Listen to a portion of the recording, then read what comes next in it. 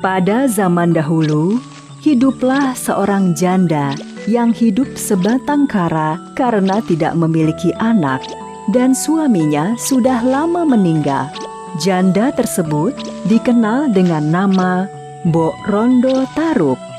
Karena hidup sebatang kara, suatu hari Mbok Rondo Tarup mengangkat seorang anak laki-laki yang masih bayi. Mbok Rondo Tarup memberi nama bayi laki-laki tersebut Joko Tarup. Mbok Rondo Tarup membesarkan anak angkatnya dengan penuh kasih sayang seperti anaknya sendiri. Joko Tarup tumbuh menjadi anak yang berbakti kepada Mbok Rondo Tarup. Setiap hari, Joko Tarup selalu membantu pekerjaan ibu angkatnya itu di ladang maupun di sawah. Selain giat membantu Mbok Rondo, Joko Tarup juga gemar berburu di hutan. Suatu hari, Mbok Rondo memanggil Joko Tarup dan mengajaknya berbicara. "Joko, sekarang kamu sudah dewasa. Sudah saatnya kamu menikah. Mbok sudah tua.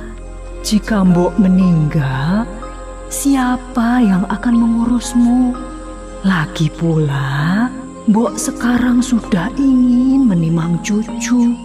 Tapi aku belum ingin menikah sekarang, Mbok. Kalau saatnya tiba, pasti aku akan menikah. Baiklah, jika itu keinginanmu, Mbok hanya bisa mendoakan yang terbaik untukmu. Beberapa bulan kemudian, Mbok Rondo Tarup meninggal dunia. Joko Tarup sangat sedih karena belum bisa memenuhi permintaan Mbok Rondo Tarup. Semenjak ditinggal Mbok Rondo, Joko Tarup menjadi kehilangan semangat hidupnya.